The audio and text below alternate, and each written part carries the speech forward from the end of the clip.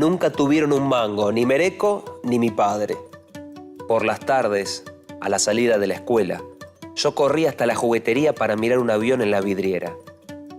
Era un bimotor de lata con el escudo argentino pintado en las alas. Mi madre me había dicho que nunca podría comprármelo, que no alcanzaba el sueldo de obras sanitarias.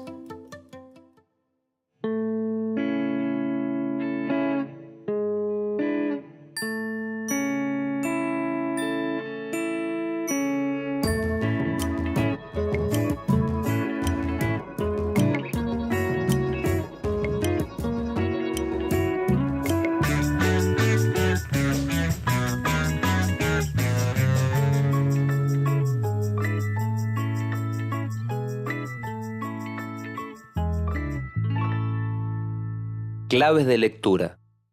Obras de escritores y escritoras de la literatura argentina para leer y analizar. Osvaldo Soriano. Nació en 1943 y falleció en 1997. Se mudó de Mar del Plata a la ciudad de Buenos Aires en 1969 y empezó a trabajar en los diarios Primera Plana, La Opinión y El Cronista Comercial. En 1976, después del golpe de Estado, se exilió en Bélgica. Más tarde se mudó a París, en donde vivió hasta 1984, y luego volvió a la Argentina. Fue cofundador del diario Página 12. Escribió crónicas y novelas, pero hoy vamos a analizar sus cuentos. Siempre me vuelven a la memoria aquellos viajes en tren que cambiaron mi vida. Eran viajes largos y rumorosos, con sándwiches de milanesa y limonadas caseras. Ahí vamos, mi madre y yo, vestidos de domingo en el vagón de segunda. Mamá lleva un pañuelo azul al cuello y la mirada puesta en la ventanilla sucia. Trenes. Osvaldo Soriano. Muchos de sus cuentos están protagonizados por personajes que parecen salidos de la letra de un tango. Suburbanos, callejeros, algo melancólicos, hombres, hijos, amigos y amantes. En su literatura, el periodismo y la ficción son mundos que se confunden entre sí. El tono que usa en sus ficciones tiene una impronta periodística, como si dijera que están basadas en hechos de la vida real. La exigencia de veracidad y el verosímil están manejados desde el registro periodístico y el autobiográfico. En el género autobiográfico, el uso de la primera persona del singular es constante. Desde ese yo, el lector va a escuchar una historia, el testimonio de una experiencia vivida por el narrador, aunque quizá esto no sea cierto. El Mundial de 1942 no figura en ningún libro de historia, pero se jugó en la Patagonia Argentina sin sponsors ni periodistas. Y en la final ocurrieron cosas tan extrañas como que se jugó sin descanso durante un día y una noche. El hijo de Butch Cassidy, Osvaldo Soriano. En este cuento, el narrador, el que cuenta la historia, recuerda lo que le relató un tío suyo. Todo lo que dice parecen pistas para que los lectores entiendan que eso es ficción, pero que también algunas cosas han sucedido o podrían haber sucedido. El título, El hijo de Butch Cassidy, además recupera un personaje que vivió en la Patagonia, el bandido norteamericano Butch Cassidy, y deja planteado ya desde el título una línea que contacta ficción y realidad, que parezca que realmente sucedió. Perdió todo lo que tenía, pero jamás se lamentó. Fue noticia para los diarios el día que una inundación se llevó lo poco que le quedaba. Entonces fue fotografiado en camiseta, lleno de mugre, y mereció crónicas colmadas de aleccionadora compasión. Curiosamente, el mono sonreía.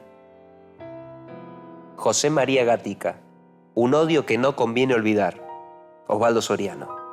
En 1984 publicó Artistas, locos y criminales.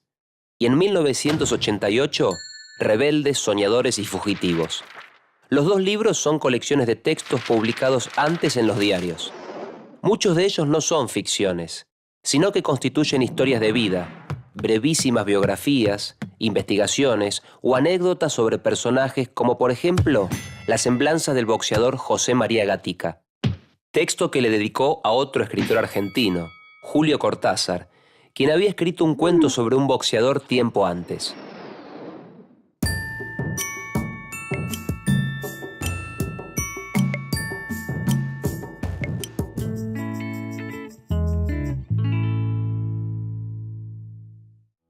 Siempre que voy a emprender un largo viaje, recuerdo algunas cosas mías de cuando todavía no soñaba con escribir novelas de madrugada, ni subir a los aviones, ni dormir en hoteles lejanos. Esas imágenes van y vienen como una hamaca vacía. Mi primera novia y mi primer gol. Primeros amores. Osvaldo Soriano. El fútbol es tema en muchas de sus narraciones. La idea misma del partido está relacionada con la idea de que la vida también puede ser pensada como un juego, como un partido, tal como pasa en el cuento Primeros Amores. La relación entre juego y vida funciona como una analogía. Esto es, esa idea de que juego y vida pueden compararse, y de que esa comparación puede ser contada literariamente.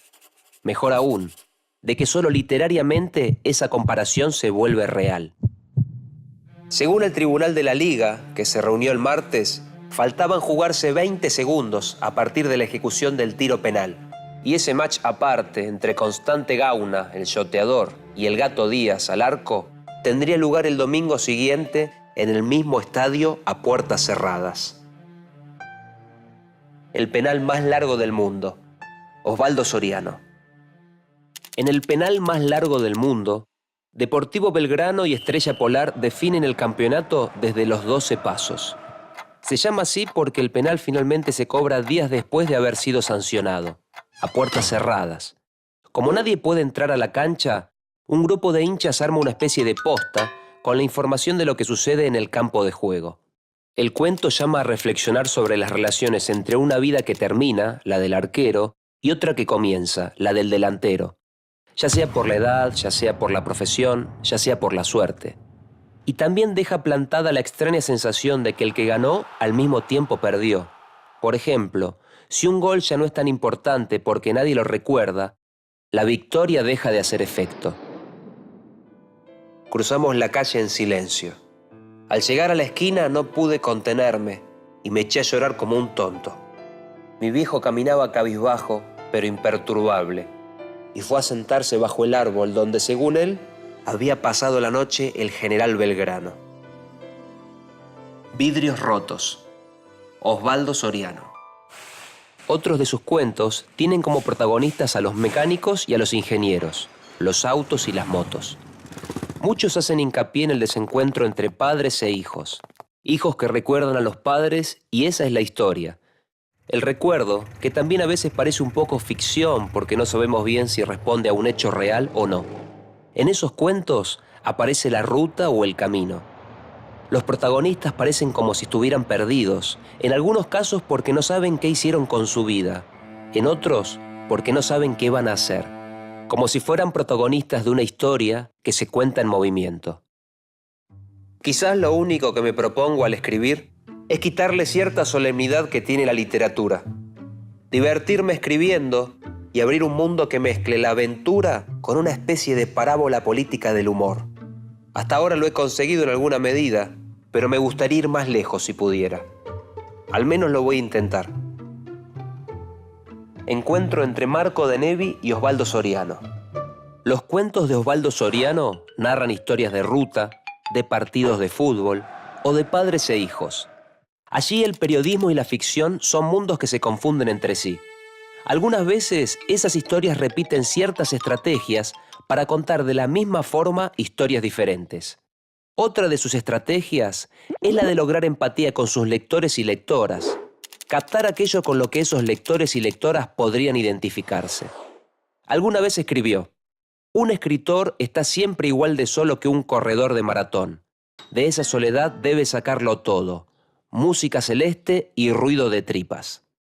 En ese cruce entre lo similar y lo diferente, las narraciones de Soriano buscan, en la crónica del diario, la forma para convertir una historia en ficción.